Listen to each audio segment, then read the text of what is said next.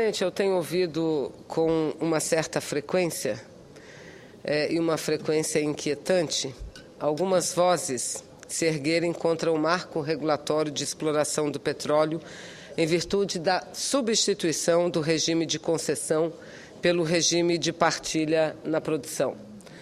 E, senhor presidente, em relação a isso, nós aprovamos já na Comissão de Assuntos Econômicos da Casa e na Comissão de Infraestrutura a realização de uma audiência pública para debater este novo leilão de petróleo, primeiro do pré-sal, que, segundo a ANP, acontecerá no mês de outubro, ainda desse ano de 2013, e que será o primeiro sob o novo regime de partilha. Entendo que esse debate é fundamental no Brasil inteiro e principalmente aqui no Parlamento, porque, afinal de contas, discutir a exploração de petróleo pré-sal no Brasil hoje é discutir o próprio desenvolvimento nacional.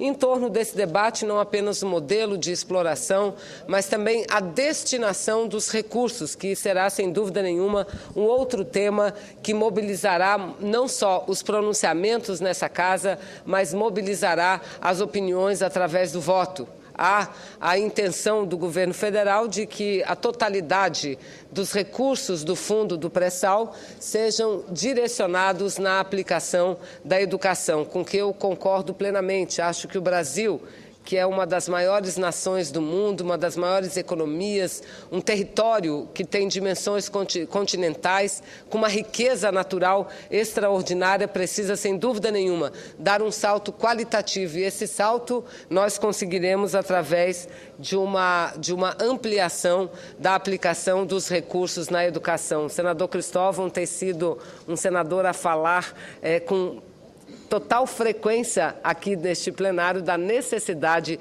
de reforçarmos os recursos para a educação. Então, senador, hoje eu estou aqui para falar de petróleo, mas falar basicamente sobre o modelo exploratório, porque, repito, tem sido muito frequente a voz daqueles que se mostram contrários ao novo regime estabelecido, não mais de concessão, mas o de partilha para o pré-sal. E, senhor presidente, na verdade, quem se manifesta contra o regime de partilha, no fundo, senhor presidente, eu falo isso com muita tranquilidade, defende a privatização total da exploração do petróleo em nosso país. E defender a privatização da exploração significa defender a maior parte dos recursos para o bolso dos donos das grandes empresas das empresas exploradoras de petróleo, enquanto que a defesa do regime de partilha é a defesa de que a maior parte dos recursos de petróleo, senadora Lídice, sejam direcionadas para o setor público. E aí sim, o setor público fazer o bom uso desses recursos para aplicar naquilo que precisa. E eu falo aqui de educação. Mas a lógica da opção pelo regime de partilha, senhor presidente, é elementar.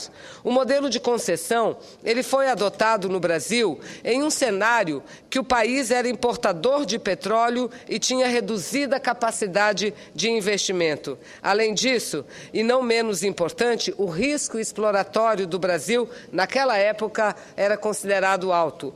No contexto atual, a partir de uma nova conjuntura econômica e das grandes descobertas de pré-sal, a situação se inverteu. O Brasil se tornou autossuficiente em petróleo e a Petrobras possui elevada capacidade de captação de recursos. A taxa de sucesso verificada na perfuração de poços na área do pré-sal é de 87%. Logo, o risco exploratório, como eu disse, é extremamente baixo. Nessas condições, o regime de partilha de produção é muito mais vantajoso do que o regime de concessão. Muito mais vantajoso para quem? Muito mais vantajoso, presidente Paim, para o Brasil. Muito mais vantajoso para o povo brasileiro. Em primeiro lugar, a receita do governo no regime de partilha será claramente superior à do regime de concessão. Algumas simulações apontam que a participação governamental pode crescer dos 55% registrados no modelo atual para 74% no novo modelo.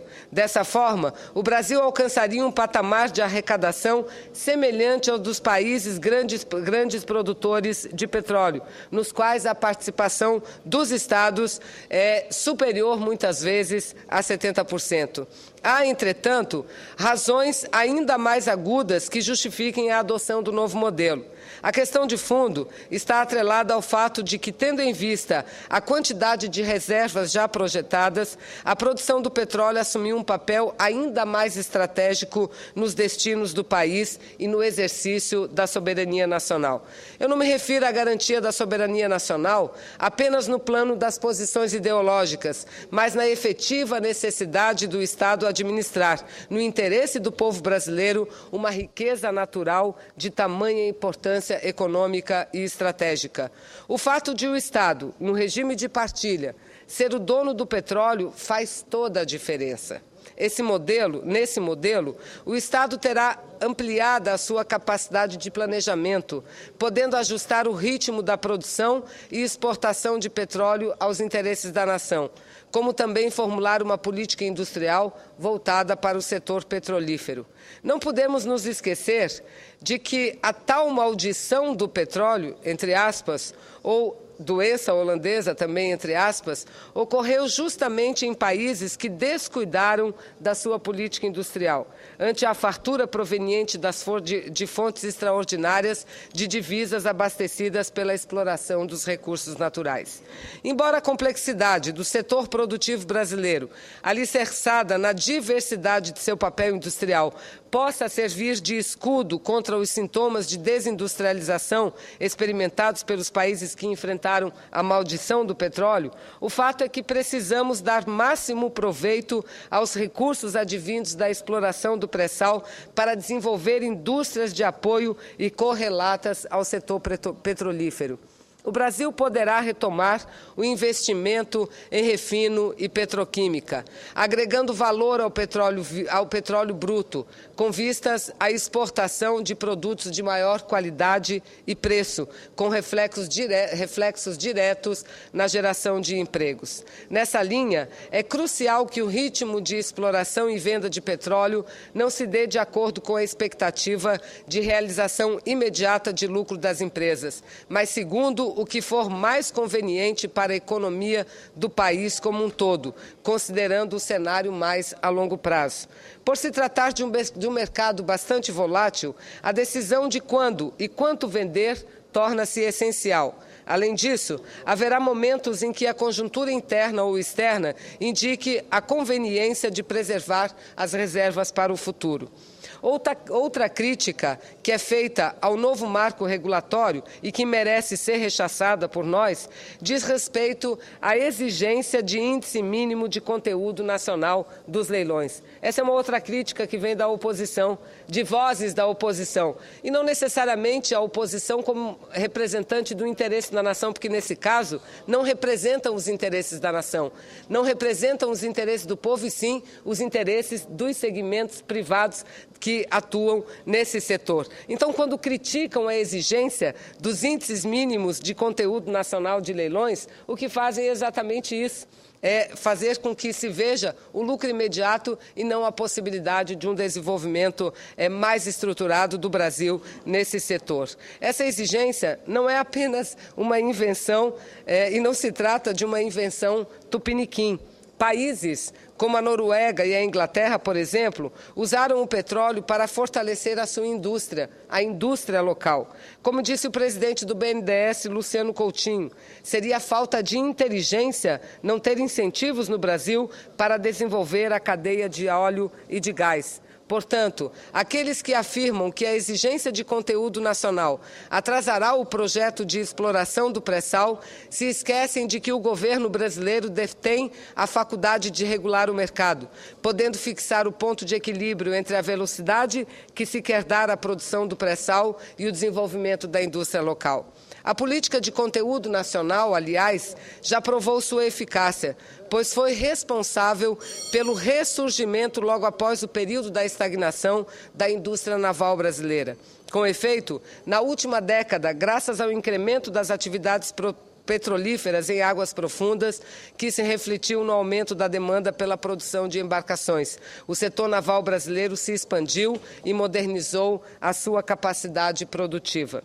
Por todos esses motivos, senhor presidente, senhoras e senhores senadores, eu estou convencida de que a opção do Brasil pelo regime de partilha de produção de petróleo, que foi aprovada nessa casa, foi aprovada na Câmara de Deputados, e daqui eu e senadora Lídice éramos deputadas federais, e com muito orgulho nós votamos nessa matéria, entendendo que essa como uma das principais leis aprovadas no país nos últimos tempos, porque entendemos que é essa lei, é esse novo regime de exploração de petróleo.